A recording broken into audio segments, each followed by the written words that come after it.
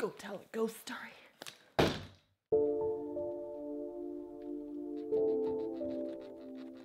Welcome to another edition of I Tell a Ghost Story.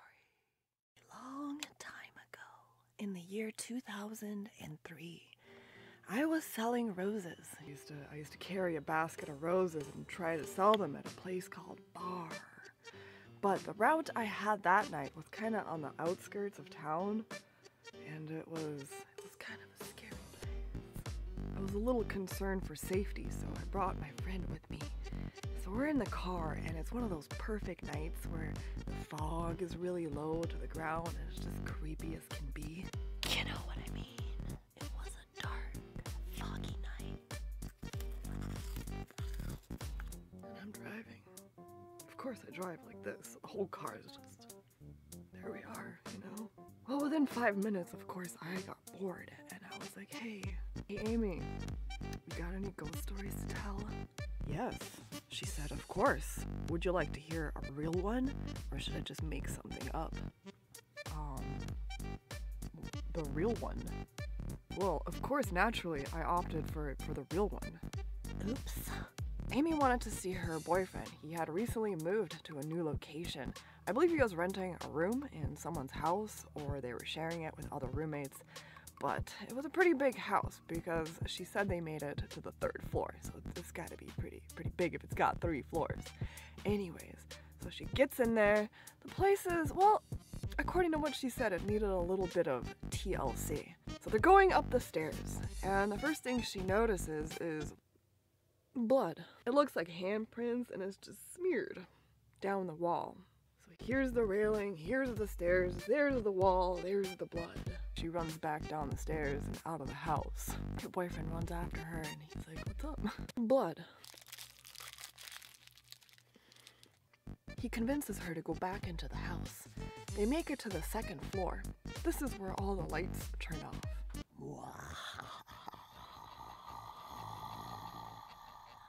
But somehow he convinces her, no, this is fine, this happens. Let's go upstairs. They make it upstairs. So now they're in the attic, which was turned into a bedroom, or a couple bedrooms. It's a big house. And they're watching a VHS. You may have to Google that one if you're really young. So they're chilling in his room. A little bit of hanky-panky is starting to happen. Then, all of a sudden, the TV goes static, and you can see a head and hands going like this. Something like this, I'm not really sure. I didn't see it. So she's like, and runs out of the house again. Well, not exactly. She tried to run out of the house. She made it to the 2nd floor before he yells, stop! And she's like, why? Well, sometimes you get pushed. She's like, what do you mean? What do you mean I'm gonna get pushed? She found out. She said all of a sudden she felt hands on her back and she was pushed down the stairs. She did catch herself, she didn't fall, but still, it wasn't him. It was something else behind her. She ran out of the house for that night. But later, I don't know how much later, maybe a week, maybe a day, I don't really know, she did come back. I blame it on the hanky-panky. Yeah, she went back. The blood's still there. The guy explains they tried to cover it. It just keeps coming through. 2nd floor, the lights turn off. 3rd floor, this time, she's like, no, we're just gonna watch cable, just regular TV. The same thing happens.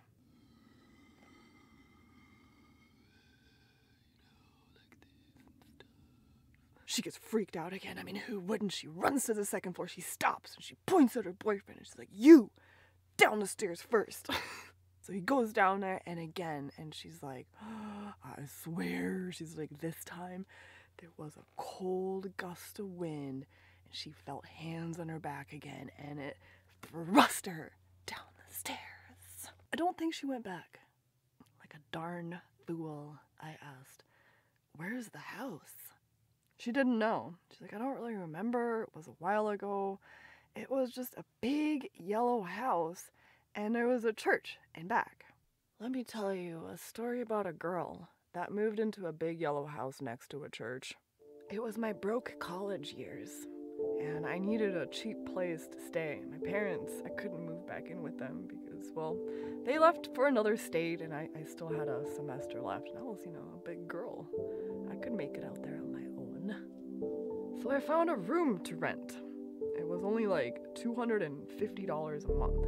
And it's true, you do kind of get what you pay for. My closet had a hole in the floor, so it was pretty much like useless. I guess I could still hang stuff, but I couldn't put anything down because it would have just fallen through to the living room. I was right above the living room on the second floor.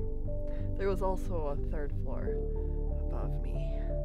We shared one bathroom, so it's like me and like 5 guys. There's 3 bedrooms on the second floor, and it was 3 more bedrooms on the third floor. I guess we didn't really share a toilet because there was another one in the basement. And I quickly found out if you try to use the one in the basement, you're gonna hear some things. I heard people talking upstairs when there was no one home. It was really loud in the basement, like whether someone was home or not, it was just constant chattering, so I tried to avoid that place as much as possible. Aside from like that feeling of constantly being watched and like there's something next to you taking up space, really the only other things that would happen in the house is like doors locking by themselves. And then one day something more extreme happened. I was in my bedroom just minding my own business when all of a sudden the noise came from upstairs, the room directly above me. It sounded like someone grabbed the doorknob and started violently trying to open a locked door. And at that point I realized my roommate wasn't home. So naturally, jumped up and ran up the stairs. I don't know what came over me. I should have been running out the house, but instead I was running towards the noise.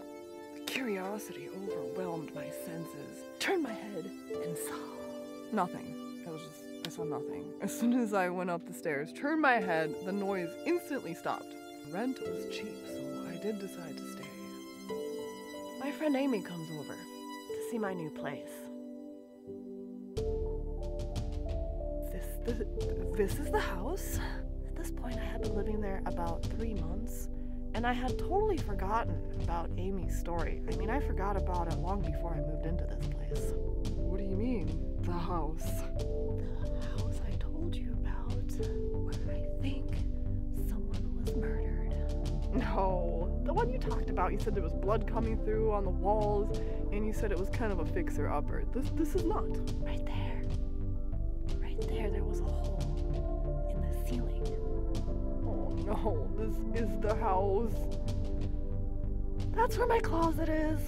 There's still a hole. You just can't see it in the ceiling.